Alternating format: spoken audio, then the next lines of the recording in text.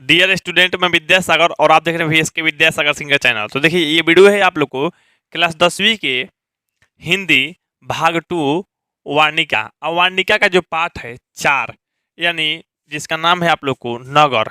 और नगर से कुछ इम्पोर्टेंट क्वेश्चन जो है आप लोग को एग्जाम में आते रहता है। तो आप लोग को हम कोशिश पूरा करेंगे तो कोई भी क्वेश्चन छूटे नहीं। इस पार्ट से जितने भी क्वेश्चन आए, सब्जेक्टिव और ऑब्जेक्टिव हर चीज़ आपका क्लियर हो जाना चाहिए। तो इसलिए हम पूरा का पूरा पाठ ही समझेंगे, पूरा पाठ ही जानेंगे। वीडियो थोड़ा लंबी होगी, उससे कोई दिक्कत नहीं है। पूरा पाठ आप लोग को समय हो जाएगा, मतलब समय पे बता देंगे। और अच्छा समय पे आप लोग तैयारी कर लीजिएगा अगर आप लोग वीडियो को ध्यान से देख लीजिएगा तो। चलिए, अब यहाँ पे आप लोगों को जो पाठ का नाम है नगर, क्या है? नगर। और नगर जिनके लेखक है सुजाता। देखिए, आप लोग को ये वीडियो अच्छा लगेगा तो लाइक कर दीजिएगा, मेरे चैनल को सब्सक्राइब किया, सब्सक्राइब करके बेल आइकन दबा दीजिएगा। और आप लोग वीडियो को शेयर कर दीजिएगा दूसरे लोगों के पास जो 10वीं की तैयारी में लगा हुआ है, क्योंकि उसको ये वीडियो हो सकता है काफ़ी ज़रूरत होगा ऐसा वीडियो का। देखिए, हम आप लोग को इस पाठ में जो कहानियाँ है नगर, उसके बारे में बताएंगे। और उसके साथ साथ में उस तरह की घटना या घटना स्थल के वर्णन के रूप में, मतलब हम अपना एक काल्पनिक फोटो दिखाते चलेंगे, लेकिन उसी आधार पर रहेगा।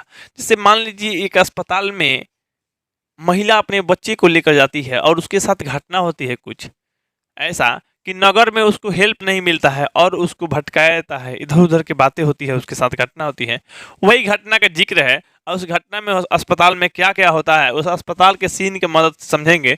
मतलब जहाँ पे ये घटना जैसा स्थिति में हुआ होगा वैसा स्थिति को ही जानेंगे, देखेंगे, समझेंगे।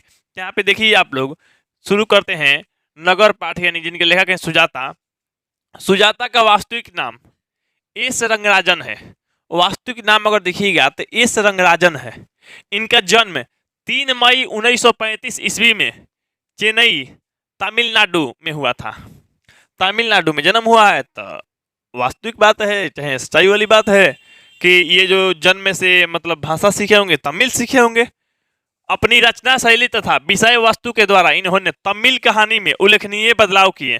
किस कहानी में? तमिल कहानी में। अब ये भाषा भी लिखा गया था तमिल, जो कि आप लोगों को कुछ समझ में नहीं आ रहा होगा। जो लोग बिहार से होंगे, मतलब जो लोग तमिल नहीं जानते होंगे, तो शायद हम भी मतलब जो है तमिल नहीं जानते, हमको भी नहीं पता है, और शायद आपको भी नहीं पता होगा। खैर चलिए, यही आप लोग के यहाँ लेखक हैं एस रंगराजन, जिनको सुजाता भी बुलाया जाता है, सुजाता। ठीक है, यहाँ पे देखिए, तो इनकी जो रचना है तमिल में काफी उल्लेखनीय है, बदलाव किए हैं। इनकी रचनाएं खूब लोकप्रिय हुई। तमिल के जो लेखक हैं ये सुजाता, इनकी रचना जो है खूब लोकप्रिय हुई, मैंने फेमस हुआ। इन्होंने कुछ अभिनय नाटक भी लिखे। इनके कुछ उपन्यासों पे चलचित्र भी बने। चलचित्र मैंने फिल्म कहा जाता है, तो इनके नाटक पे फिल्म भी बन चुका है। इनकी 25 से अधिक कृतियां प्रकाशित हो चुकी है, जिनमें करैलान, सेड़बकपू, कनउत, तोलीर सलय आदि उपन्यास काफी चर्चित और सम्मानित हुए। यहाँ पे देखिए, ये सब नाम जो है ना तमिल नाम है। तमिल नाम का मतलब क्या होता है सही सही हमको पता नहीं है, लेकिन फिर भी जो कहानी है उसको डिटेल से पढ़ेंगे।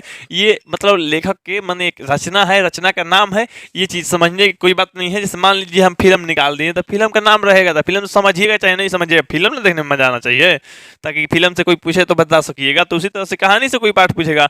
अब चलिए देखिए, यह कहानी आधुनिक तमिल कहानियां, मतलब नेशनल बुक ट्रस्ट इंडिया से यहाँ संभार रहे संकलित है, यहाँ बिंदु रहेगा, संभार संकलित है। इस कहानी के अनुवादक के ए जमुना है। के ए जमुना यहाँ अनुवादक, मतलब जो है तमिल में ये कहानी लिखा गया है। ये कहानी जो है आप लोगों को, ये आधुनिक तमिल कहानियां हैं। आधुनिक मतलब नया युग के तमिल कहानियां हैं। नई जमाना जो है, नई जमाना को देखते हुए लिखा गया तमिल है, लेकिन इसको हिंदी में लिखा गया है, रूपांतरण करके माने अनुवादन किया गया है। तो ये के ए जमुना किए हैं इनके अनुवादन। चलिए, आप लोग देख रहे होंगे लेखक जी थोड़ा बहुत ये खाने में कमजोरी कर देते थे। इनका सेहत या हेल्थ देख सकते हैं कि कैसा है, एकदम एक बांस पे पुतला जो होता है ना, बिजुका बोला जाता है, कपड़ा पहनाया होता है, खेत में खड़ा होता है, उसी के जैसा लेखक जी हैं। चलिए, इनके सम्मान करना चाहिए। अनेकों लोग, प्रतिष्ठित लोग इनको सम्मानित कर रहा है, सम्मान दे रहा है, इज्जत दे रहा है। खैर चलिए, यहाँ पे देखिए, ये कहीं कवि सम्मेलन हुआ होगा, चाहे मान लीजिए लेखक का कहीं पे कोई अवार्ड अवार्ड मिल रहा होगा, तो ये ऐसा फोटो है। चलिए, अब यहाँ पे देखिए, शुरू करते हैं। अब हम लोग का पाठ यहाँ शुरू होता है। पाठ शुरू होता है, समझेंगे तो समझ जाएंगे। अब देखिए, काल्डवेल के काल्डवेल के तुलनात्मक व्याकरण में लिखा है, मुदैरे पंडित पंडित्य होगा, यहाँ आधा तक छूट गया, पंडित्य लोगों की दूसरी राजधानी है। पांडिय लोगों की कहिए या पंडित्य लोगों की दूसरी राजधानी है। हमारे देश में प्राचीन मानचित्रों में मथुरा, मथुरा यहाँ पे लिखा गया होगा, कहीं पे मिस्टेक हो गया होगा, या मथुरा, मथुरा नाम से उल्लेखित अंग्रेजियों द्वारा मदुरा और यूनानी लोगों द्वारा मेदोरा कहे जाने वाला नगर तमिल लोगों का मुदैरे है, मदुरै। तमिल लोग क्या बोलता है? मदुरै। अंग्रेज लोग क्या बोलता था? मदुरा।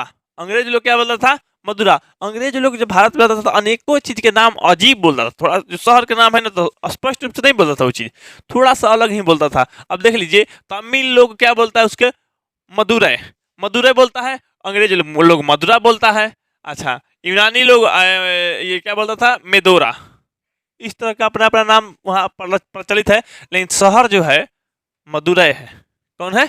मदुरै। अब यहाँ पे देखिए, अब मदुरै एक शहर है, अब वहाँ के बात अब चलिए हम समझाते हैं, तरह तरह के बातें बताते हैं। दीवारों पे मोटे अक्षरों में छपे विविध वस्तुओं का विज्ञापन करने वाले, विज्ञापन मतलब प्रचार होता है ना, कोई भी कंपनी का प्रचार होता है, वही विज्ञापन, विज्ञापन करने वाले तरह तरह के पोस्टर लगे हुए थे। निजाम लेडी तंबाकू, निजाम लेडी तंबाकू, यहाँ पे तंबाकू है सिगरेट का, तो निजाम कंपनी होता है, ये निजाम का कंपनी है, आप लोग देखे होंगे। खैर बिहार में बहुत कम फेमस है इसके लिए, ये लेडी तंबाकू है। एके ब्रांड के ब्रेसियर्स, सावधान क्रांति की आग भड़क रही है।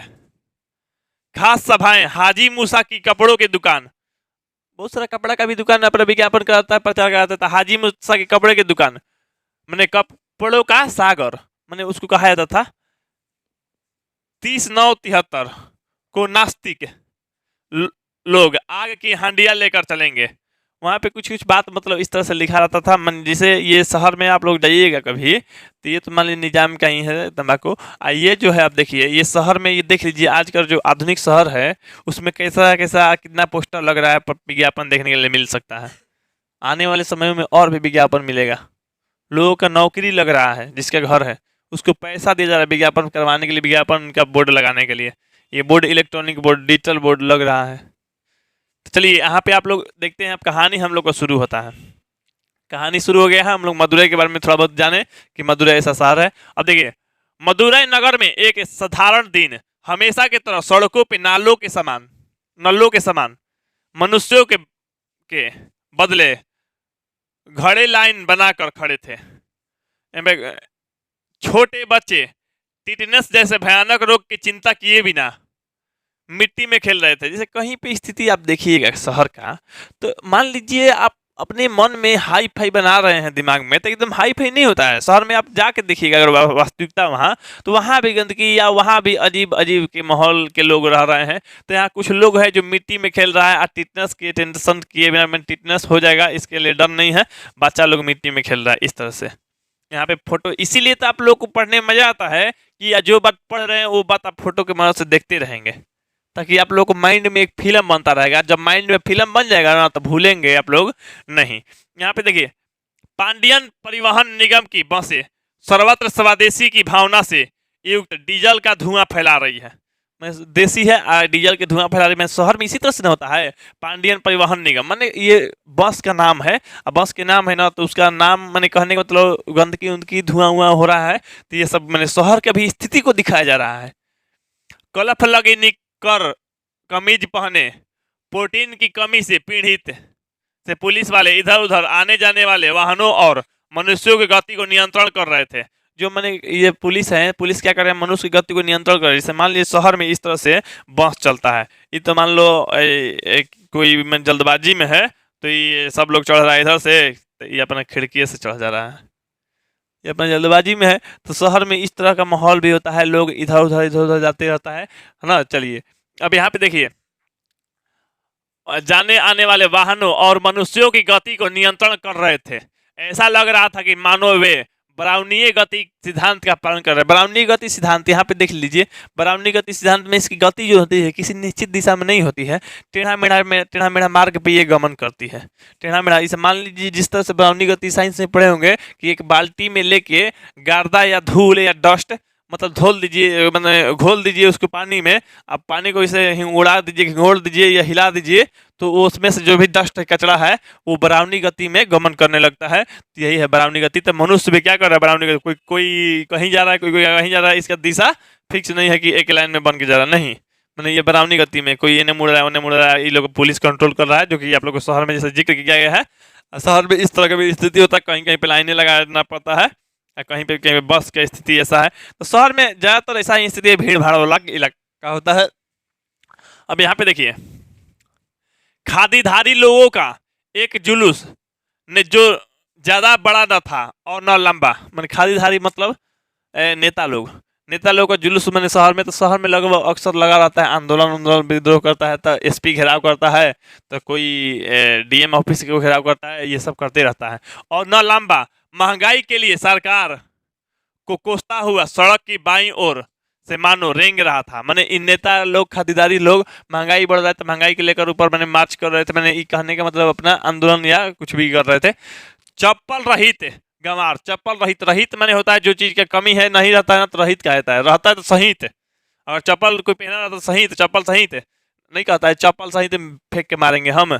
अच्छा, तो चप्पल रहित कर, मैंने चप्पल नहीं पहना, तो चप्पल रहित गंवार लोगों की भीड़ मीनाक्षी मंदिर के स्तंभ से खड़े अनेक गोपुरम, गोपुरम क्या होता है बताते हैं, जिससे मान लीजिए आप लोग के यहाँ यज्ञ होता होगा, अब यज्ञ होता है तो आप लोग गोपुरम के जैसा, मतलब गोपुरम माने मेन गेट का होता है, तो गेट के जैसा यज्ञ होने से, यज्ञ होने से पहले आप लोग बांस, बिहार में देखिएगा बांस की चाचर के जैसा एकदम खड़ा कर देता है पीला रंग के, वहां पे ऊपर बैनर मार देता है, इस तरह से यज्ञ होता है। खैर यज्ञ ऐसे होता है, लेकिन जहाँ पे बहुत बड़ा मंदिर होती है ना, तो वहाँ पे एक मतलब गेट बना दी जाती है, मेन गेट। अब मेन गेट को उसी को गोपुरम कहता है, माने प्रमुख द्वार होता है उसका। और द्वार मैंने किवाड़ नहीं लेगा उसमें, मैंने गाड़ियाँ या आप लोग यातायात चलता रहेगा तो वही गोपुरम, मैंने शहर में भी गोपुरम लगता है कि लिखा रहता है कि नगर परिषद ये मान लीजिए सासाराम में आपका स्वागत है, इस तरह से लोग लिखा रहता है। यहाँ पे देखिए तो गोपुरम, सूखी हुई बैगे नदी का पुल, मैंने बैगे नदी है, बैगे नदी का पुल, यही है मदुरै। ये इतना पहचान था मदुरै शहर का, यही है मदुरै। हमारी कहानी एक ऐसी लड़की से संबंधित है जो आज ही इस नगर में आई है। अब देखिए यहाँ पे मदुरै शहर के बारे में हम लोग जान गए। अब हम लोग कहानी में धीरे धीरे इन्वॉल्व होते हैं, मैंने कहानी को समझेंगे। इतना अगर आप कुछ नहीं समझे तो कोई बात नहीं, अगर इतना नहीं समझे तो कोई बात नहीं, अब आगे समझने का प्रयास कीजिएगा। अब प्रयास करना है अब यहाँ से। तो हमारी जो कहानी शुरू हो रही है एक लड़की से शुरू हो रही है, और लड़की इससे संबंधित है जो आज ही नगर में आई है। वल्ली अमाल अपनी लड़की पपाती के साथ मदुरै स्थित बड़े अस्पताल के बहिरंग रोगी विभाग के बाहर बरामदे में बैठी प्रतीक्षा कर रही थी। अब ये कहानी जो है कहाँ से लिया गया है, तो एक पपाती नाम की लड़की होती है जिसके माँ का नाम बली अमाल है।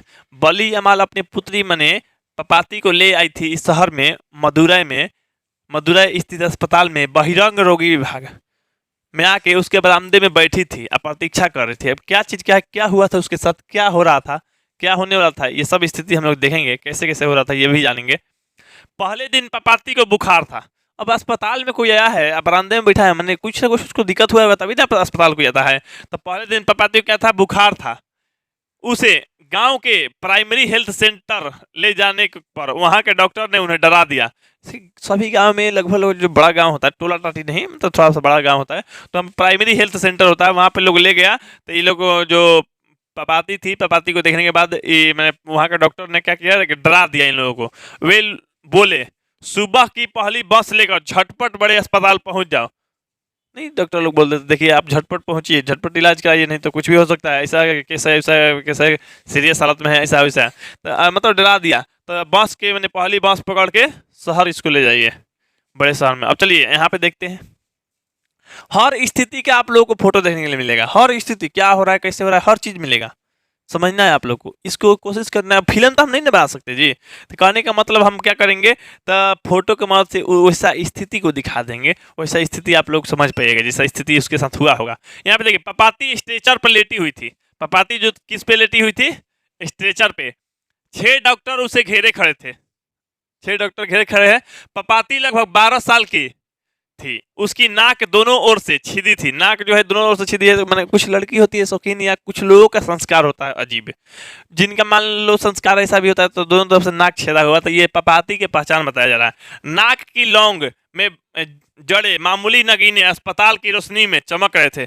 जो नाक के जो नथनी लोग पहनता है तो उसमें सफेद रंग का हीरा जैसा नग होता है ना। तो उस अस्पताल की जो रोशनी में क्या हो रहा था, चमक रहा था। माथे पर विभूति का आड़ा तिलक लगा था, विभूति लोग घस देता है कुछ कुछ।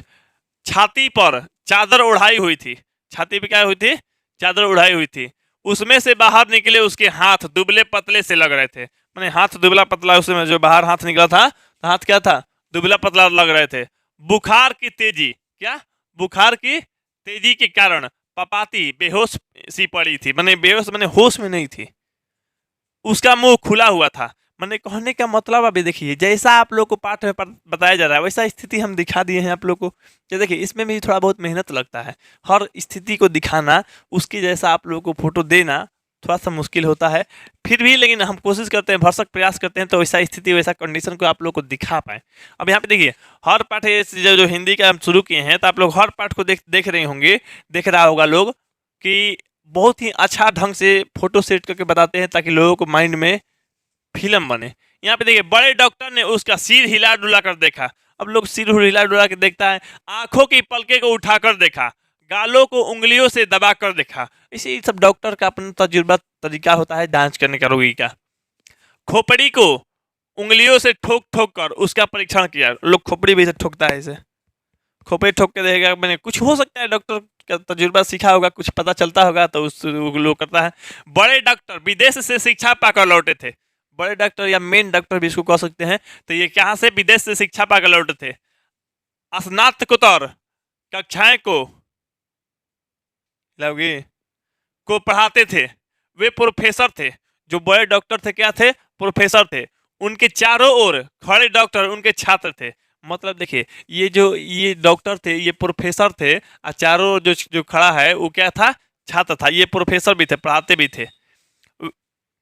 वे बोले acute case of meningitis notice दी।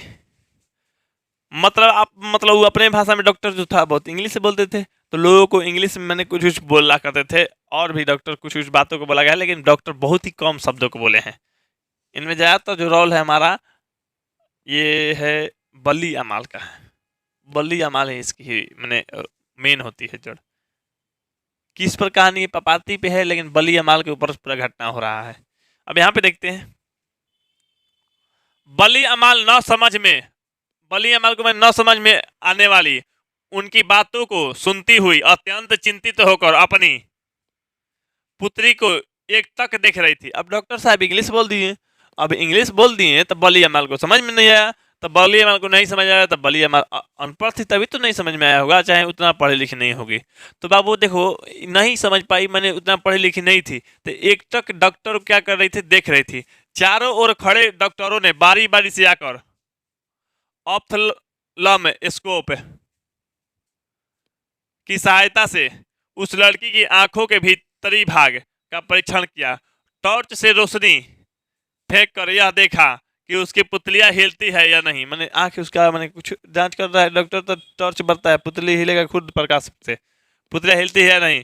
फिर अपनी अपनी कॉपियों पे आवश्यकता अनुसार टिप्पणी लिख ली। मैं सब डॉक्टर या छात्र जो भी है तो देखता है दिक्कत क्या है, कैसा परिस्थिति है, वो लोग अपना अपना कॉपी में मैंने लिखा जानकारी के लिए। बड़े डॉक्टर बोले कह दीजिए कि इसे एडमिट कर ले। बड़े डॉक्टर जो थे बोल दिए कह दो इस अस्पताल में एडमिट कर लेने के लिए। बली अमाल ने बारी बारी से उनके चेहरे की ओर देखा। डॉक्टरों में से एक बोला, मान लो सबकी ओर देखे तो डॉक्टर में से कोई एक बोला, माताजी इस लड़की को तुरंत अस्पताल में भर्ती करना होगा। वह देखिए वहां जो सज्जन बैठे हुए हैं उनके पास जाइए। अपनी चीट कहाँ, मैंने अपनी चीट कहाँ, चीट मतलब देखो बता रहे हैं आप लोग को, चीट इसे कहीं डॉक्टर या अस्पताल में तो लोग जाओगे तो चीट या पुर्जा कहता है। इसे हम लोग की तरफ मैंने बिहार में पूरा बता रहे हैं, तो डॉक्टर का पुर्जी लगता है, पुर्जी या पुर्जा लोग बोलता है।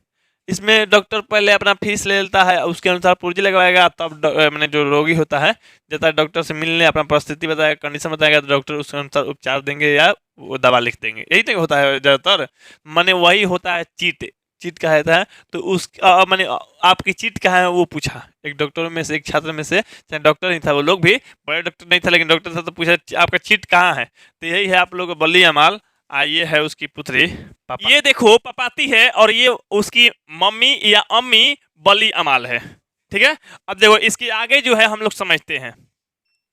तो आपकी चीट कहाँ गया पूछा गया, तो ये देखो भकुआ के खड़ा है, मैंने इस बेचारी समझ ही नहीं पा रही है हमसे क्या पूछा जा रहा है, क्या हो रहा है। यहाँ पे देखो बल्ली अमाल के पास चीट नहीं था, सही बात है। अब बल्ली अमाल पढ़ी लिखी नहीं थी, बल्ली अमाल के पास चीट नहीं था, तो यहाँ पे देखो कोई बात नहीं, मैंने बल्ली अमाल के पास चीट नहीं था, तो डॉक्टर जो था छोटे डॉक्टर वो बोला कोई बात नहीं वे दे देंगे, अरे यार तू चल, मैंने वो अपने में लोग बात किया डॉक्टर लोग, अरे यार तू चल।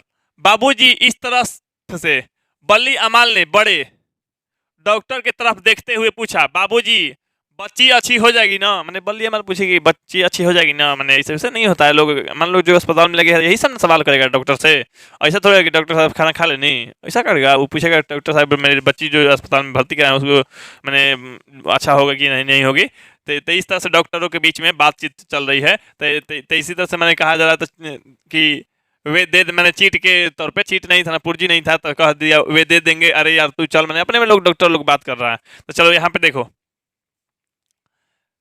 पहले इसे एडमिट करवा दे, मैंने डॉक्टर से बोली कि बाबूजी ये मैंने ठीक हो जाएंगे ना, मैंने ठीक हो जाएगी ना मेरी बेटी, हम इसकी देखभाल करेंगे। डॉक्टर बोला कि मैंने आप पहले इसको एडमिट करवाइए तब हम देखभाल करेंगे। डॉक्टर धनशेखरन इस केस को मैं स्वयं देखूंगा, मैंने ये केस एक रियल केस था, एक बड़ा केस था, अब बड़ा रोग भी था, तो इसलिए इसी के बारे में विदेश से डॉक्टर सीख के आए थे, तो इसलिए वो चाहते थे कि जो नाम था उनका डॉक्टर धनशेखरन, कि हम इस केस को देखें, हम इसे हैंडल करें, इसको ठीक करें।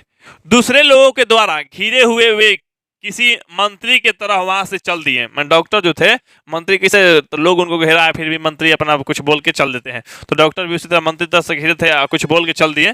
डॉक्टर धनशेखरन वहां बैठे, श्रीनिवासन को सारी बातें समझाकर बड़े अस्पताल के पीछे, मैंने बड़े डॉक्टर के पीछे दौड़े। श्रीनिवासन ने बली अमाल की ओर देखा, मैंने श्रीनिवासन भी एक डॉक्टर था, तो वो बली अमाल की तरफ देखा, बोला अम्मा इधर आओ, मैंने वो डॉक्टर बोला मैंने चीट पुर्जा लगवाना है ना रे, चीट पुर्जा बनवाएगा तभी तो मान लो इलाज होगा, तो अम्मा इधर आओ, तुम्हारा नाम क्या है ना, अरे ओ हरामजादे, वह रजिस्टर उठा। डॉक्टर लोग अपने भीड़ भाड़, मैंने कहने का मतलब है अपने, मैंने ये बली अमाल से पूछ भी रहा है, अपने में लोग कुछ कुछ बात भी कर रहा है, तो अरे हरामजादे वो रजिस्टर उठा ले, मैंने ऐसे मैंने ये सब जो भी है, तो मैंने डॉक्टर लोग अपने बोल रहा है। लेकिन यहाँ तक जो मैंने पूछा गया बली अमाल से, जो अपनी पुत्री को लेकर शहर में आई थी अस्पताल में बहिरंग रोग विभाग में, तो वो उससे डॉक्टर, छोटे डॉक्टर या कोई डॉक्टर पूछा अम्मा इधर आओ, तुम्हारा नाम क्या है, पूछा नाम क्या है, तो ये बोली बल्ली अम्मा, क्या बल्ली अम्मा, मैंने पेशेंट का नाम क्या है, तो पेशेंट का नाम मैंने समझ रहा है ना, पेशेंट में रोगी का नाम, तो वो पूछा पेशेंट का नाम क्या है, कोई भी अस्पताल में अगर रोगी की जांच कराना है तो पेशेंट का नाम पूछता है, तो पेशेंट के नाम क्या है, तो ये बोल रही है ना बली अमाल वे मर चुके हैं, पेशेंट की जगह पे हस्बैंड समझ रही है, बली अमाल पढ़ी लिखी नहीं थी, तो वो पेशेंट की जगह पे हस्बैंड समझ रही है, तो वो क्या कह रही है वे मर चुके हैं। एक बात बता दें तू लोग को, जो ये हिंदी जो तू लोग को पढ़ने के लिए आया है भाग 2 वार्णिका, वार्णिका में जितने भी स्त्रियों की कहानी है उसमें सब लोग विधवा है, एक लोग भी सुहागिन नहीं है। चाहे दही वाली मांगमा में देख लो, मांगमा को आए, अच्छा लक्ष्मी के मैंने पति था, हाँ लक्ष्मी के पति था, लेकिन उसका पति वहां पे नहीं था, प्रदेश में रहता था, मैंने कोलकाता में नौकरी करता था। चलो ठीक है, एक वो तीसरा पाठ का जो नाम है क्या है, माँ, तो माँ जो है मंगू वाला कहानी में क्या है, मंगू वाला कहानी में भी उसकी माँ के जो हस्बैंड नहीं होता है मैंने, ठीक है। अच्छा इसमें भी बली अमाल के हस्बैंड नहीं है, मर चुके हैं। एक और पाठ आएगा तो लोग, धरती कब तक घूमेगी, सीता कहानी, सीता का भी पति नहीं है, उसका भी पति मर चुका है। खैर लेकिन कहानी एक तरह से सभी के सभी अपने आप में छाप छोड़ने वाला है, बहुत जबरदस्त है। तो ये बोली, मैंने पेशेंट के नाम डॉक्टर पूछे तो वो बोली वे मर चुके हैं, तो श्रीनिवासन ने सिर उठाकर देखा, मैंने वो बली अमाल की तरफ, तो ये क्या बात बता रही है, जब पेशेंट के नाम पूछ रहे हैं तो वो बोल रही पेशेंट मर चुके हैं, तब क्या लिए अस्पताल में जमा कराने के लिए है। मैंने वो सोचा ये उसको पता नहीं, वो जान गया कि बुड़बक है, मैंने पढ़ने में मैंने पढ़ी लिखी नहीं है। चलो यहाँ पे देखो, पेशेंट यानी रोगी, किसे भर्ती करना है? मैंने डॉक्टर बोले पेशेंट यानी रोगी का नाम मैंने बताइए जिसे भर्ती कराना है। तो मेरी बेटी को, मैंने बली अम्मा बोली मेरी बेटी को मैंने भर्ती कराना है। तब पूछे नाम क्या है? जी बली अम्मा। डॉक्टर पूछे नाम क्या है? तो जी बली अम्मा बोल रही है। मैंने बली अम्मा, जी नहीं, मैंने वो तो मैंने जी लगा रही है, मैंने इज्जत देने के लिए। बली अम्मा मैंने अपने नाम फिर से बता रही है, बेटी को नहीं बताना चाहिए। तो खैर इसको समझ में नहीं आ रहा था क्या बताना है क्या नहीं बताना है। अब यहाँ पे देखते हैं क्या मजाक कर रही है। तेरी बेटी का नाम क्या है पूछी, क्योंकि अपना नाम तो बलिया मैं पहले से लिखवा चुकी थी। अब इसको नाम पूछा जा रहा था तो ये कह रही है मैंने बलिया मैंने बता रही है अपना बेटियों के नाम। तो जान गया तो अपने ही नाम बार बार बोल रही। तो कह रहा है डॉक्टर क्या मजाक कर रही है, तेरी बेटी का नाम क्या है? तो ये बोली पपाती। क्या पपाती? पपाती। हे ईश्वर, ये ले, इस चीट को लेकर सीधे चली जा। वहां सीढ़ियों के ऊपर एक सज्जन कुर्सी पे बैठे मिलेंगे। यहाँ सज्जन जो है कुर्सी पे बैठे मिलेंगे। वे लोग वेतन आदि के बारे में पूछताछ करते हैं, उन्हें यह चिट दे देना। मैंने डॉक्टर जो बोले मैंने लिख के भेजे कि मैंने, क्योंकि ये जो पपाती थी, पपाती को खुद बड़े डॉक्टर धनशेखरन देखने वाले थे इसका केस। मैंने बहुत ही मैंने गंभीर बीमारी था इसको, तो इसलिए डॉक्टर उसके बारे में विदेश से सीख के आए थे। तो चाहते थे हम इसका इलाज के भर्ती करवाना ही करवाना था, भर्ती करवाए ना भी चाहते थे सब लोग, है ना। तो यहाँ पे छोटे डॉक्टर उसको पूछ के लिख के दे दिए कि जाओ चीट लगा लो, मैंने पुर्जी लगा लो। ये एक सज्जन बैठे हैं सीढ़ियों के पास, उनके पास मैंने कुर्सी पे बैठे होंगे, तो वो वेतन वेतन के बारे में पूछते हैं तो कितना कमाई होता है, मैंने कितना आपके हस्बैंड कमाते हैं, कितना कमाई, यही है। तो वेतन वेतन के बारे में पूछते हैं, उसके पास जाओ मैंने जाके ये चीट दे देना। तो डॉक्टर बोल दे देना ठीक। अब बल्ली अम्मा क्या करती है, अब इनके पास देखो कुर्सी पे बैठे हैं ना, अब ले जाके चीट देना है। यहाँ पे समझते हैं बच्ची का क्या होगा। अब सही बात है, ये चीट तो मान लो हम लेके जाएंगे, लेकिन इस बच्ची को क्या होगा जो अस्पताल में हम भर्ती कराए हैं, उस बच्ची का क्या होगा? क्योंकि हम बच्ची लेकर आए हैं तो हमारे साथ कोई आया नहीं है। मैंने बली अमाल समझ रही है, अकेले बली अमाल है, एगो उसकी पुत्री पे पाती है, तो कौन देगा? हम चीट लेकर जाएंगे वहां पे तो बच्ची क्या होगा ये पूछे। तो डॉक्टर बोला बच्ची को कुछ नहीं होगा, उसे यहाँ लेटी रहने दे, तेरे साथ कोई नहीं आया है, नहीं आया, तू जा यहाँ। विजय रंगम कौन है? मैंने इसे पूछना विजय रंगम कौन है, मैंने पूछना जाके थोड़ा दूर पे मैंने बताया होगा, तो चले जाओ उधर, चले जाओ उधर, चले जाओ।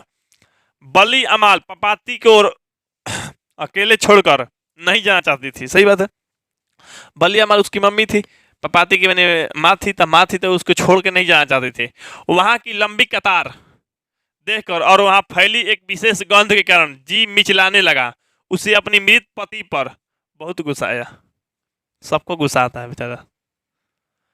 तो यहाँ पे देखो अस्पताल का माहौल ही वैसा होता है, तो एक तरह का गंध अजीब तरह से फैलता है, दवा दारू या ये सब जो भी है। वह चिट लेकर सीधे चली गई, कुर्सी खाली पड़ी थी। अब देखो जहाँ ये डॉक्टर बोले थे तो आप जाओ एक सज्जन के पास, सीढ़ियों के पास बैठे मिलेगा कुर्सी पे एक व्यक्ति, तो गई तो वहाँ कुर्सी खाली पड़ी थी, कुर्सी पे कोई नहीं था।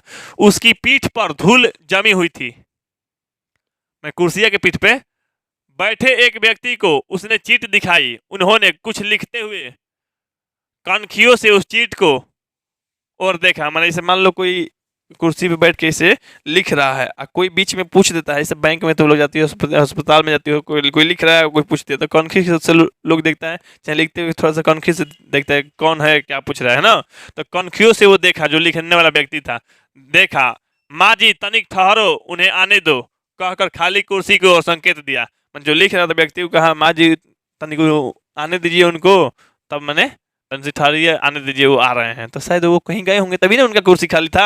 जो वेतन के बारे में पूछताछ करते हैं, मैंने जिनके लिए पास डॉक्टर जी भेजे थे, तो आने दो कहकर कुर्सी खाली की और संकेत में जो खाली कुर्सी है मैंने संकेत किया, तो वही कुर्सी है, वहीं पे आएंगे। बली अमाल ने मन में अपनी बेटी के पास लौट जाने की तीव्र इच्छा जागी। मैंने बली अमाल सोची ना, तो कुर्सी जब खाली यहाँ पे नहीं है तो हम अपने बेटी के पास लौट जाते हैं। लौट जाने की इच्छा मैंने उसको हुआ। उस अनपढ़ स्त्री के हृदय में इस प्रश्न ने अत्यंत विशाल रूप से ले लिया कि मैं यहाँ प्रतीक्षा करूँ या बच्ची के पास लौट जाऊँ। सही बात है कि मैं यहाँ प्रतीक्षा करूँ, कुर्सी खाली पड़ा है, वो आएंगे कब नहीं आएंगे पता नहीं, कब आ जाएंगे कब नहीं, तो प्रतीक्षा करूँ कि अपनी बेटी के पास लौट जाऊँ। ये जो है अनपढ़ बेचारी थी, ज़रा समझ में इसको नहीं आता हम क्या करें। उसे यह पूछते हुए डर लग रहा था कि क्या उन्हें आने में बहुत देर लगेगी। वेतन के बारे में पूछताछ करने वाले ये सज्जन अपने भांजे को भर्ती करवाकर आराम से लौटे। वो वेतन के बारे में जो पूछने वाले सज्जन थे वो अपने भांजे को भर्ती कराने गए थे अस्पताल में, हो गया होगा कुछ अपने उनके भांजे का, तो वो चले गए थे अपने भांजे को भर्ती कराने। इधर मैंने बलिया माल उनका प्रतीक्षा कर रही थी, ત્યાં शायद बलिया माल मान लो डॉक्टर के आने की प्रतीक्षा कर रही थी। डॉक्टर नहीं था, मान लो कोई चिट्ठी लिखने वाला व्यक्ति था ना, तो वो भर्ती करवा के आ रहे थे। आकर कुर्सी पर बैठे उन्होंने 3 बार नसवार ली, फिर रुमाल को रस्सी की तरह बटकर नथुनों में डालकर सुसुराकर चुस्त होकर बोले, देखो भाई तुम लोगों को लाइन बनाकर खड़े होना चाहिए, फतिंगे की तरह झुंड बनाकर चले आओगे तो कैसे काम चलेगा। सही बात है, कोई भी काम करवाना तो लाइन लगाओ, फतिंगे की तरह झुंड बना के चलाओगे तो काम नहीं हो पाएगा। 30 मिनट तक इंतजार करने के बाद बली अमाल के हाथ से चीट को जैसे किसी ने छीन लिया। देख लो ऐसा केस हो जा रहा है कि 30 मिनट बेचारी इंतजार की, 30 मिनट मैंने आधे घंटा है, आधे घंटे के बाद चीट किसी ने छीन लिया बली अमाल से, चीट किसी ने छीन लिया। इस चीट पर तो डॉक्टर साहब के दस्तखत ही नहीं है, जाकर डॉक्टर साहब के दस्तखत करवा ला। मैंने वो व्यक्ति बोल दिया दस्तखत करवाना है, मान लो भर्ती करवाना है ना, भर्ती करवाने के लिए रोगी को भर्ती कराने के लिए कुछ प्रक्रिया होता है। अब अनपढ़ है तो ये क्या कर सकती है, इसको सही से पता नहीं क्या क्या करना है। जो भी प्रक्रिया होता है तो बताया गया, तो डॉक्टर का दस्तखत या सिग्नेचर नहीं है तो तू जा करवा के लेकर आ। मुझे इसके लिए कहाँ जाना पड़ेगा। अब पूछिए कि जो है दस्तखत करवाना है तो पापा मैंने ये बलिया माल पूछिए तो मुझे इसके लिए अब कहाँ जाना होगा, मैंने कहाँ करवाना पड़ेगा। एक तो एक व्यक्ति आपके पास बोले वेतन के बारे में पूछते, हम आपके पास आए, इंतजार किए आधा घंटा, तब आप आए उधर चुस्त पुस्त हो गए, तब लाइन आया, मेरा नंबर आया, तब ये दिखाएं तो आप कह रहे हैं डॉक्टर का दस्तखत नहीं है, दस्तखत करवा के लाओ।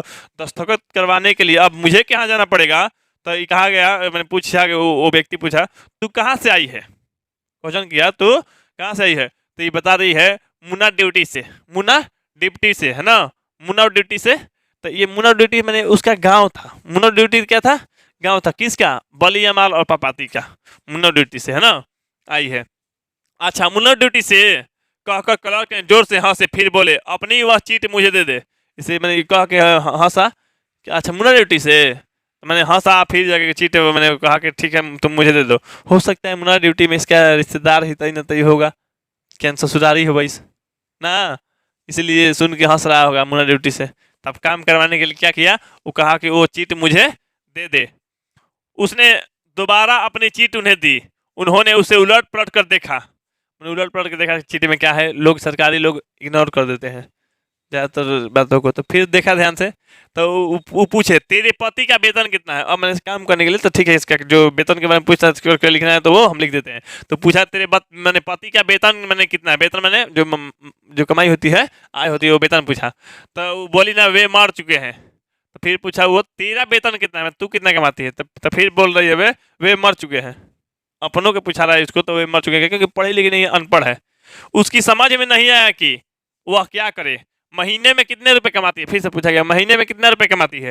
तो देखो ये कह रही है जब फसल काटने जाती हूँ तब वेतन के रूप में धान मिलता है, दूसरे मौके पर बाजरा रागी आदि मिलता है। मैंने पैसा नहीं मिलता, वेतन नहीं मिलता है, धान मिलता है, रागी उगी मिलता है, रुपए नहीं मिलते हैं। मैंने वो पूछा डॉक्टर, मैंने डॉक्टर ने मैंने पूछताछ करने वाला जो था, मैंने पूछा रुपए नहीं मिलते हैं। अच्छा तेरा वेतन 90 रुपये लिख देता हूँ। मैंने डॉक्टर अंदाज से अपना बोला ठीक है तेरा वेतन 90 रुपये लिख देते हैं 1 महीने में, है ना, घबरा मत, तुमसे पैसे नहीं लेंगे, ले इस चीट को लेकर यहाँ से सीधे जाकर बाएं हाथ के तरफ मुड़ जा, दीवार पर तीर का निशान बना होगा, वहां से तू 48 नंबर कमरे में चली जाना।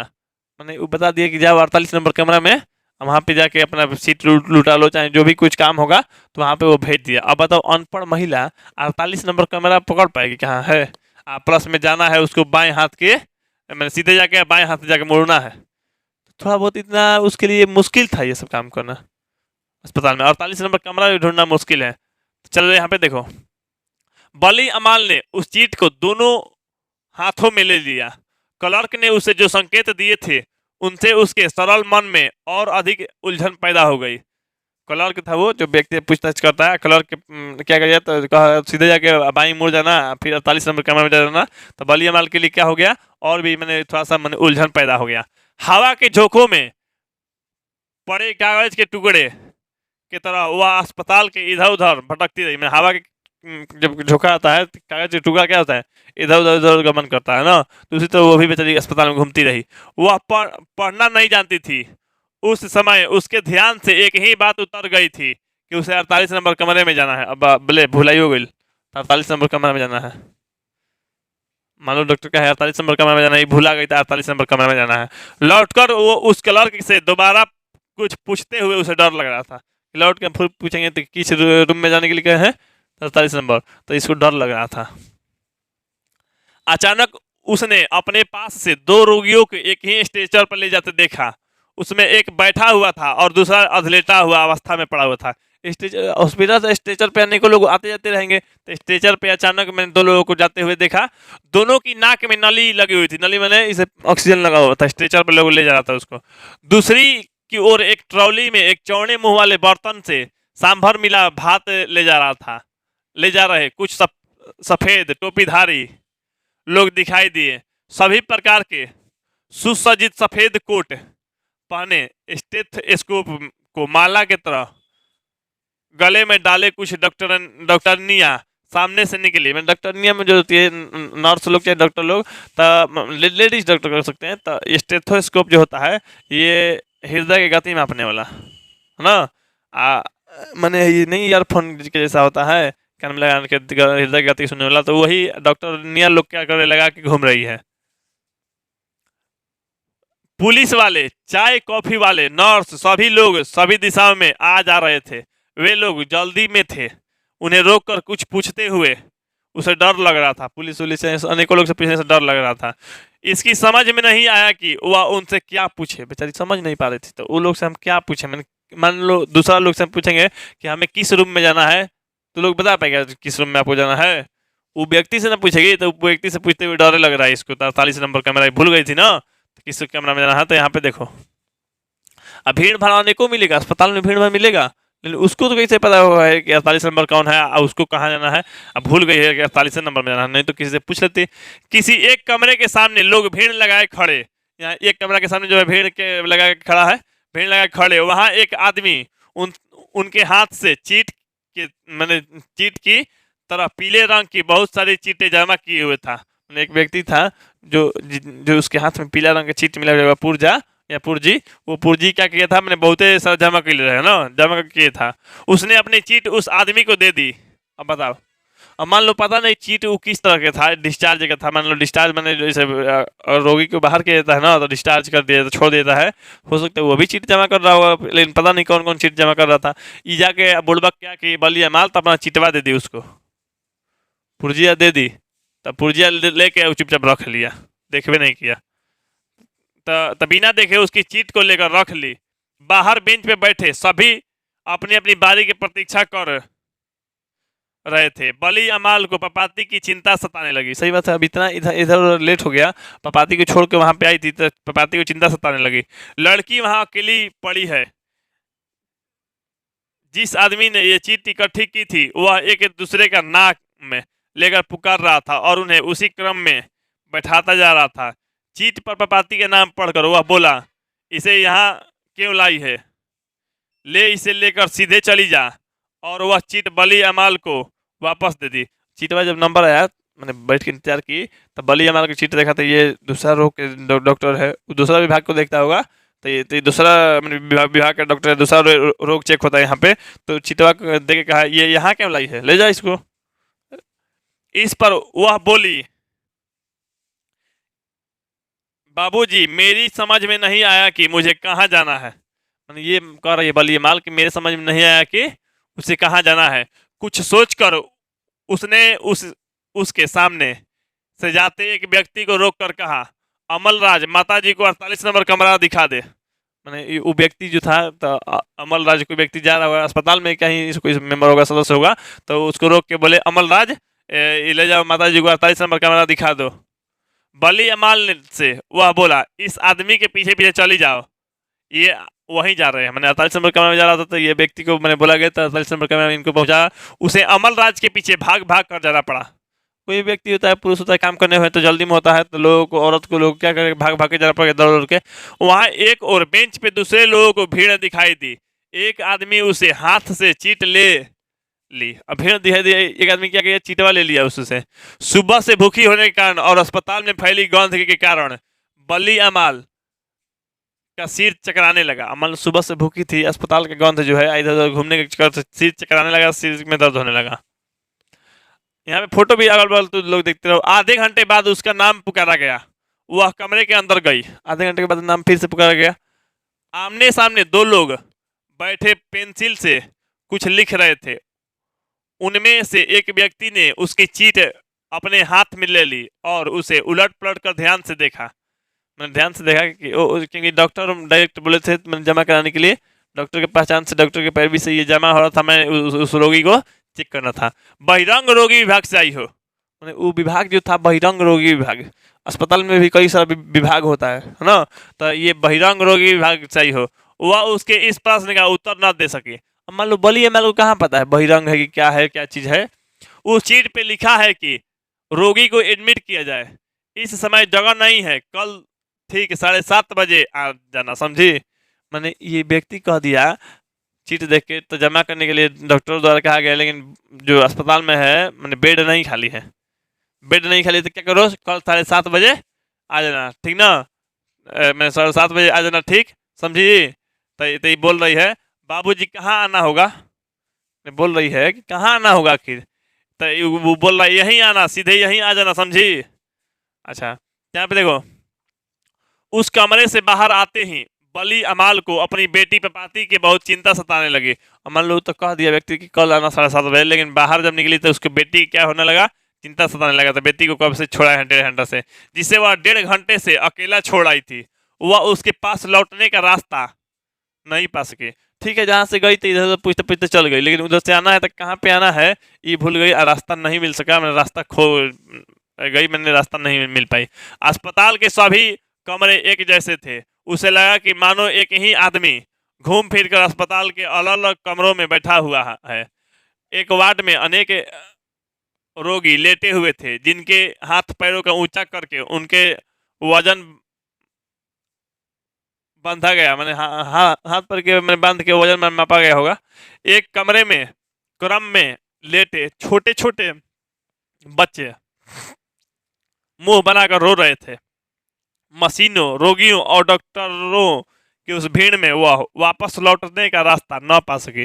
अब इतना भीड़ बढ़ा है तो भीड़ में उसको रास्ता नहीं मिला, मैंने बली अमाल खो जाती है, अस्पताल में भटक जाती है। भटकने की वजह से क्या होगा, तो उसको टेंशन होगा, सही समय पे रोगी का इलाज भी नहीं। तो यहाँ पे हम देख रहे हैं कि जो बली अमाल है वो रास्ता खो जाती है, आने मैंने आना कैसे, मैंने अपने बेटी के पास कैसे पहुंचना है, क्योंकि उसको 1.5 घंटा लग चुका था। 1.5 घंटा में वो अनपढ़ थी तो मतलब उसको पता नहीं चला कि हमको आना जाना कैसे है, कहाँ से हम आए थे, कहाँ हमको जाना है, कहाँ पे आए हैं। 48 नंबर कमरा में तो कैसे कैसे पहुंची, लेकिन वहाँ से बात बताया गया कि कल जाओ 7:30 बजे आना, आज बेड खाली नहीं है, सीट नहीं है हमारे पास। हम तो इसलिए अब इसको जाना था, तो अपने बेटी की चिंता सताने लगी कि हम पहुंचेंगे कैसे, ये रास्ता ना पा सकी, ये भीड़ में क्या हो गई, खो गई है ना, मैं लौटने का रास्ता ना पा सकी।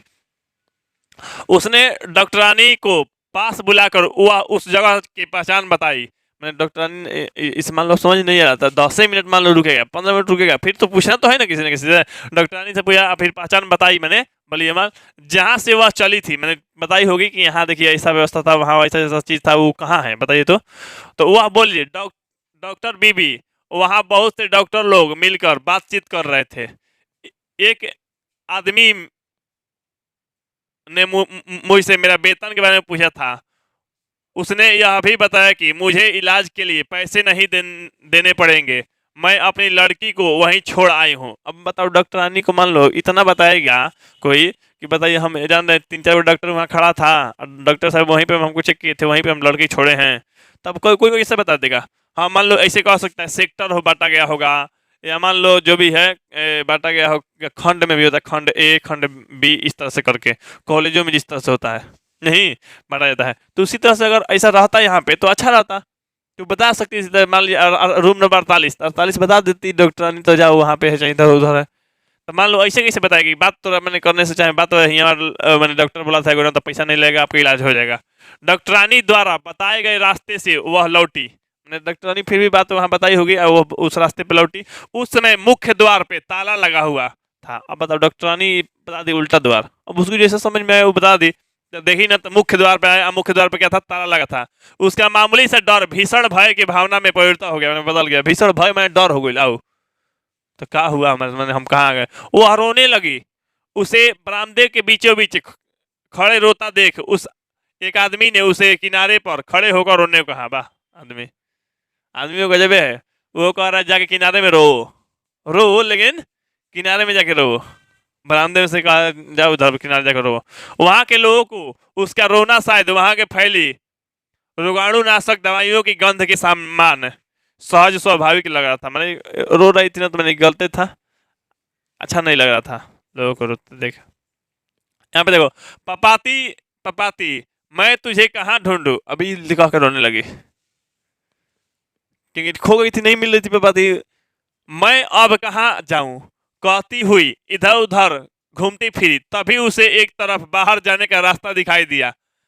बाहर जाने के दिखाई देगा तो लोग पता कर लेता। शुरू शुरू यहाँ से बाहर आए थे, ऐसे गए थे, तो वहां पे हम अपना बेटी को रखे हैं ना, तब बाहर जाने का रास्ता दिखाई दिया। अस्पताल से बाहर जाने का रास्ता उस दरवाजे से ठीक अंदर के लोग को बाहर जाने दिया जा रहा था। उसे याद आया कि उसने यह दरवाजा पहले भी देखा था। मैंने अब बाहर जाने के लिए, सिर्फ बाहर जाने के लिए बोला जा रहा था, मैंने अंदर आने के लिए नहीं। मान लो शाम हो गया होगा, चाहे लेट हो गया होगा, तो डॉक्टर को मैंने फिर से, डॉक्टर लोग क्या करता है, रोगी को फिर से मैंने आने जाने नहीं देता है। अब जाता है लोग केवल, तो गेट से क्या हो रहा था, जा रहा था, है ना, निकलता है मैंने तो। लेकिन फिर भी उसको याद आया कि यहाँ से मैंने किस तरह हम गए थे, कहाँ पे मेरी बेटी है। तो यहाँ पे देखो, अब बाहर आई, उसे याद आया कि वहां थोड़ी देर चलकर दूसरे दरवाजे से अस्पताल के भीतर गई थी। वह ठीक उसी ओर दौड़ी। मैंने वो शुरू शुरू एकदम मेन गेट पे प्रवेश की। अब देखी ना मेन गेट को, ध्यान दो तो लोग, जिन तरह दिमाग मत लगाओ। देखो, तो कहने का मतलब दरवाजे पे पहुंची तो उसको ध्यान आया कि अच्छा हम शुरू में यहाँ आए थे मेन गेट पे, या मेन गेट से हम इधर उधर गए थे तो वहां पे पहुंचे थे, वहीं पे रखे हुए हैं बेटी। इसको याद आया ना। दूसरे दरवाजे के पास पहुंचने पर उसे लकड़ी की बनी सीढ़ियां की याद आई। सामने उस सजन की कुर्सी खाली पड़ी थी। उसने वेतन आदि के बारे में पूछा था। मुझे वहीं जाना है। वह दरवाजा बंद था। वो दरवाजा क्या था, अब जहाँ जो वेतन के लिए पूछा था, वो दरवाजा बंद था। अंदर एक किनारे पर पपाती अब भी एक स्ट्रेचर पे आंखें मूंदे पड़ी दिखाई दी। मैंने अब उसको पपाती दिख गई, लेकिन वो दरवाजा क्या था, बंद था। हो सकता है जैसे जेल में ऐसा नहीं होता है, तो उस तरह के मैंने पारदर्शी दरवाजा होगा, मैंने इसे लोहा के घेरा गया होगा, अब बंद हुआ है। बाबूजी बाबूजी जरा दरवाजा खोलिए, मेरी बेटी अंदर है। अब देखो रे, अब एकरा के लिए तो देख रहे हैं ना कौन दरवाजा बंद हो गया। जो निरंजना है, निरंजना के लिए कौन दरवाजा बंद हो गया, मोहब्बत का दरवाजा बंद हो गया। मोहब्बत का दरवाजा बंद हो गया बेचारा। चल देखो, पढ़ाई में मन लगाओ, मोहब्बत का दरवाजा मत खोलो। दरवाजा अब खोलना है, इसको बली अमाल को खुलवाना है, खोलना है, ताकि उसकी बेटी सही सलामत मिल सके या उसका इलाज करवा सके। हो पता कि नहीं, देखो ठीक 3 बजे आना, वो बोला गया उसको तो कि ठीक 3 बजे आना, जाओ तुम्हारी बेटी मैंने बंद कर दी है तो 3 बजे खुलेगा। इस समय सब कुछ क्लोज हो चुका है। वह 10 मिनट तक उस आदमी से मिन्नतें करती रही। उसकी भाषा बली अमाल को समझ में नहीं आई। हो सकता है थोड़ा सा अलग भाषा के विचार का होगा, लोग तो उसको समझ में नहीं आया। किसी व्यक्ति ने पैसे पाकर उन्हें चूम कर उसने उनके लिए दरवाजे खोला, है ना, मैंने पैसा पा के मैंने घूस उस लेके दरवाजा खोल। उस रास्ते से वह झटपट अंदर भागी, अपनी बेटी को उठाकर छाती से लगाया और अकेले ही जाकर वह बेंच पर बैठकर खूब रोई। एक तो उसके हस्बैंड नहीं है, बेचारी अनपढ़ है, इलाज नहीं हुआ, फिर भी इतना भटकती रही, रोई। फिर जैसे तैसे उसकी बेटी फिर से मिली। बड़े डॉक्टर एमडी मैंने शायद धनशेखरन था के छात्रों की कक्षा समाप्त करके एक कप कॉफी पीकर वार्ड की ओर चल दिए। उन्होंने सुबह मेनिंजाइटिस एक रोग है, इसको कहा था दिमागी बुखार। क्या बुखार दिमाग में चढ़ा रहेगा तो जल्दी ठीक नहीं होता, बहुत ये गहरा या मैंने बहुत बेकार मैंने बुखार है, लोगों की जान भी चली जाती है। चाहे मैंने बहुत सीरियस वाला बुखार ला देता है ये मेनिंजाइटिस, दिमागी बुखार का जो केस देखा था डॉक्टर धनशेखरन क्या सुबह में जो केस देखे थे, तो जो केस देखा था वह उन्हें अच्छी तरह याद था, मैंने कि आज जाके उसको, हाँ मैंने ठीक करना है, दवाई सुई करना है ना। इन्होंने हाल में ही ब्रिटिश मेडिकल जर्नल में इस रोग का कुछ नई दवाइयों के बारे में पढ़ा था। अब ये जो मैंने कुछ ब्रिटिश मेडिकल जर्नल में कुछ नए दवाई के बारे में पढ़े थे, इसकी शिक्षा ग्रहण किए थे।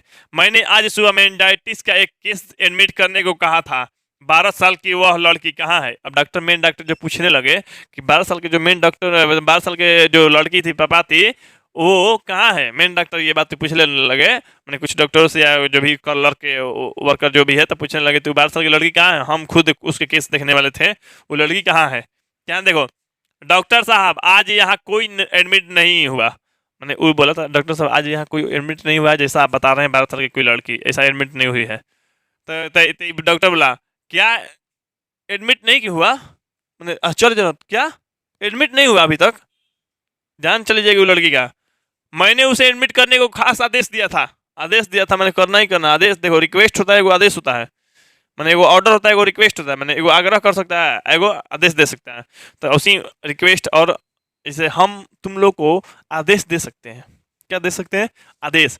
तुम लोग हमको आदेश नहीं दे सकता है, आग्रह कर सकता है, मैंने रिक्वेस्ट कर सकता है कि आप देखिए कम से कम रविवार को दिन क्लास को छुट्टी रखिए, ताकि हम लोग का कुछ घर का काम काज भी होता है, हमारी पढ़ाई को लेकर भी कुछ रिकवरी करने के लिए थोड़ा सा समय मिल जाएगा, जो कि छूट गया है, तो हम लोग रिकवरी कर लेंगे। सप्ताह में एक दिन हम लोगों को टाइम मिलना चाहिए।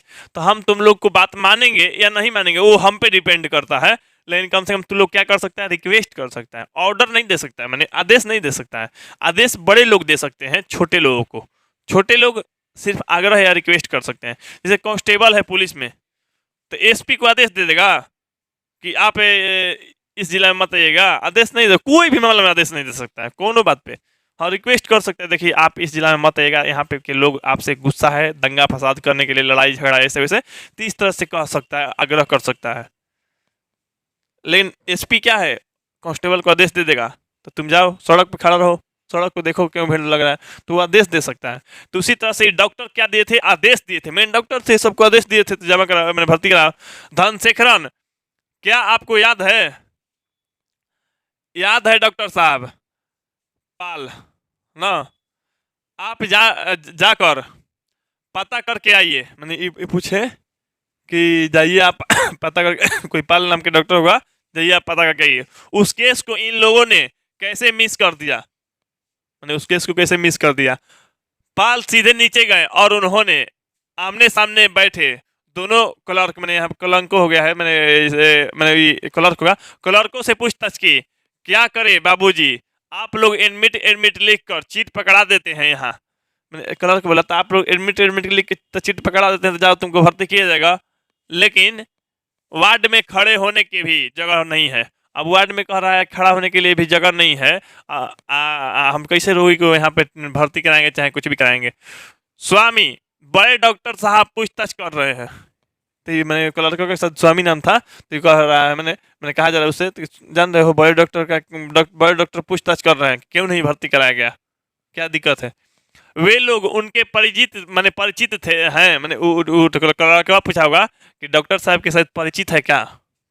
नहीं हो सकता है, डॉक्टर साहब इतना बात मान रहे, इतना पूछताछ कर रहे हैं, तो मैंने परिचय पहचान में क्या होगा। लेकिन ऐसा बात नहीं था, वो विदेश से शिक्षा ग्रहण करके आए थे, उसको मैंने सोच रहे थे हम सोल्व करें, इसको ठीक करें, है ना, स्वयं हम देखें इस केस को। हो सकता है, मैं क्या जानूं। मैंने एक छोटा सा डॉक्टर दूसरा बोला, कलर के पास जो पूछने के लिए गया था, कौन गया था? पाल ना। हाँ तो पाल मैंने पूछे मैंने क्लर्क स्वामी से कि मैंने बताए होंगे कि हो सकता है, मैं क्या जानूं, मैंने रिश्तेदार लोग हो सकते हैं या परिजन लोग। यहाँ पे देखो, अब 12 साल की कोई लड़की मेरे पास आई ही नहीं, मैं नहीं आई। हो सकता है कि उसके बदले कोई और आया हो। सही बात है कि 12 साल की लड़की नहीं आई, उसके बदले कोई और आया होगा। क्या गया था? बलिया माल ना क्लर्क के पास है, तो इसलिए लड़की नहीं आई वो कह रहा है। मैंने सभी लोगों से कल सुबह 7:30 बजे आने के लिए कह दिया है। रात को 2-3 बेड खाली हो जाएंगे, इमरजेंसी हो तो पहले बता देना चाहिए। सही बात है, पहले बता देना चाहिए, लेकिन ये नहीं बुढ़बा को पता है, इमरजेंसी कभी बता के नहीं आता है, मतलब इमरजेंसी अचानक ही आता है।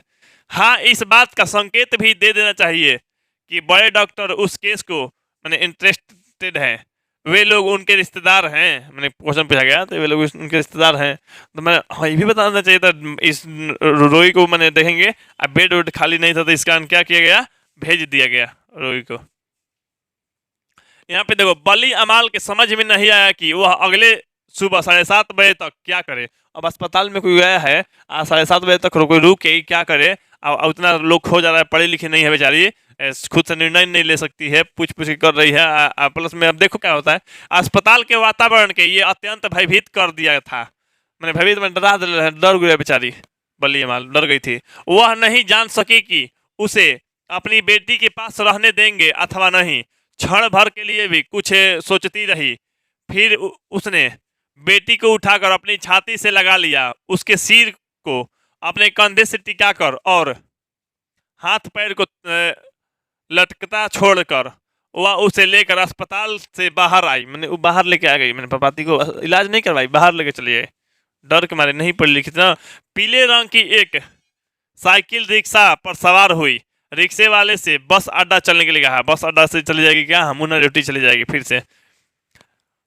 तो डॉक्टर साहब देखो क्या बोल रहे हैं, व्हाट नॉनसेंस, कल सुबह 7:30 बजे तक वह लड़की मर जाएगी। डॉक्टर गुस्सा से बोल रहे हैं व्हाट नॉनसेंस, तू लोग कैसे भगा दिए उसको, वो तो कल सुबह तक मर जाएगी वो लड़की।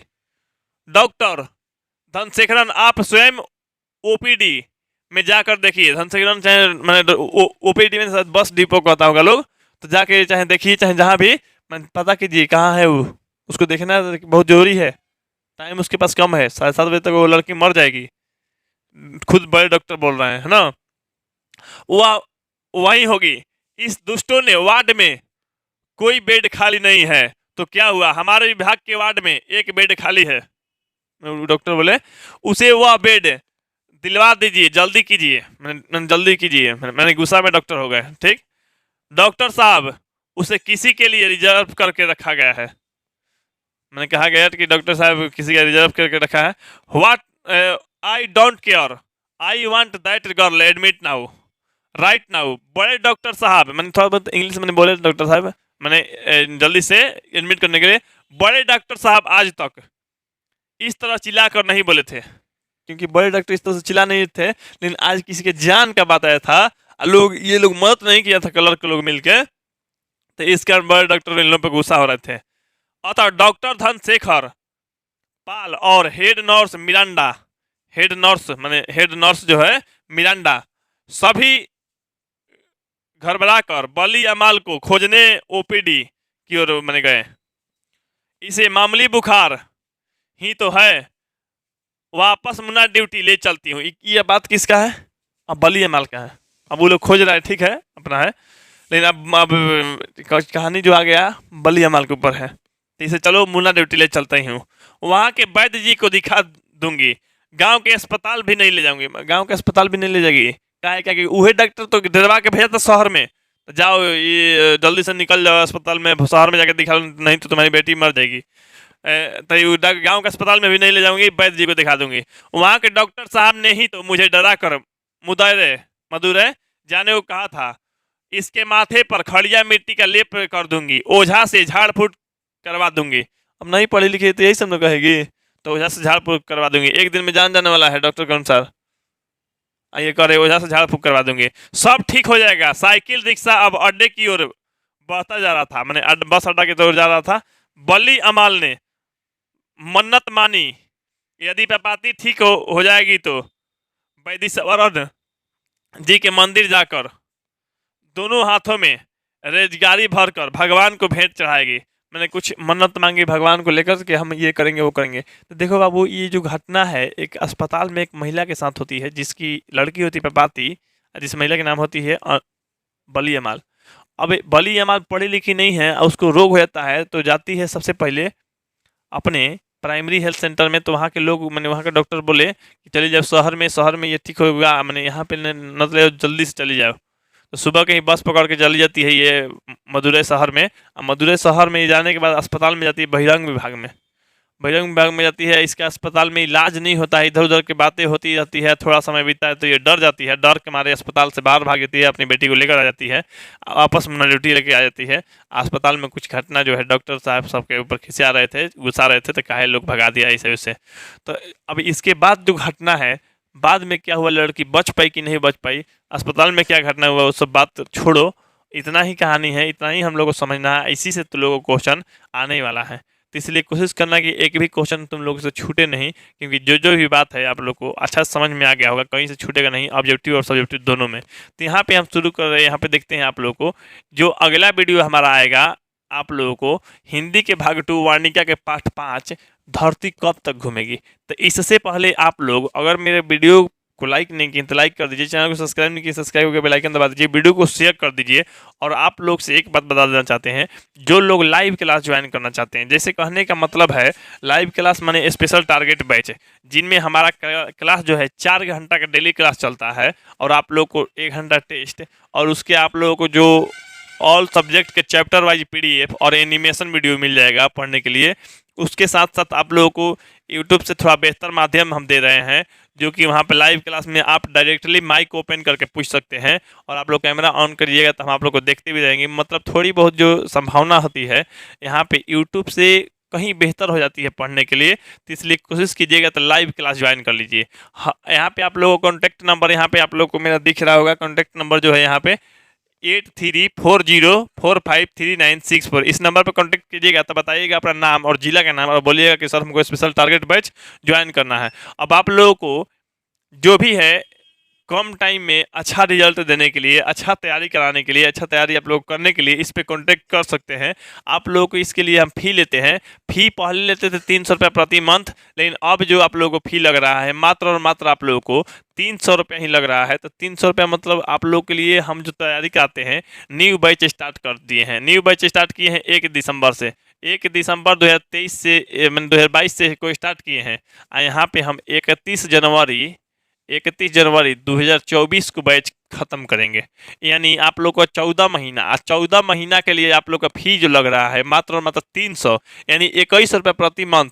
आज 4 घंटा का बैच है, 1 घंटा का टेस्ट यानी 5 घंटा, और आप लोग को रूटीन के अनुसार 7 घंटा दे दिया जाएगा। तो 7 घंटा आप लोग पढ़िएगा, तो उस अनुसार पढ़िएगा तो कुल हो जाएगा 12 घंटा। अब 12 घंटा के बाद अगर आप लोग तैयारी कर लीजिएगा तो 80% रिजल्ट की आप लोग को गारंटी है। तो आप लोग कोशिश कीजिए कि कम टाइम में अच्छा तैयारी कर लीजिए, या 14 महीना पूरा तरह से मन लगा के पढ़ जाइए, तो किसी को भी कोई दिक्कत नहीं होगा। तो जितने भी लड़का लड़की आप लोग आसपास होंगे क्लास 10वीं के, सबको बता दीजिएगा कि लाइव क्लास ज्वाइन कर लीजिए, इतना कम सस्ता पैसों में हो रहा है। ये पैसा सिर्फ पैसा नहीं, काम खत्म है पैसा का, पैसा कुछ है ही नहीं, बस वो जो मेरा एक तरह सा एक्सटर्नल खर्च है, एक्स्ट्रा मैंने जो भी लाइव क्लास चलाने में थोड़ा बहुत, बस उसी का 21 रुपया से मेरा कमाई के तौर पे नहीं, लेकिन आप लोग को नॉलेज के तौर पे बहुत लोगों का नॉलेज या फ़ायदा पहुंचेगा मेरे तरफ से। तो आप लोग सभी लोग को बोल दीजिएगा आप लोग को लाइव क्लास ज्वाइन करेंगे। तो ठीक है, आप लोग को हम जब मिलते हैं आप लोग को अगले वीडियो में, यानी 5 पार्ट में, ठीक है आप लोग को। तो चैनल को सब्सक्राइब करके रखिएगा, तो आप लोग को वीडियो मिल ही जाएगा। तो तब तक के लिए जय हिंद, जय भारत, वंदे मातरम।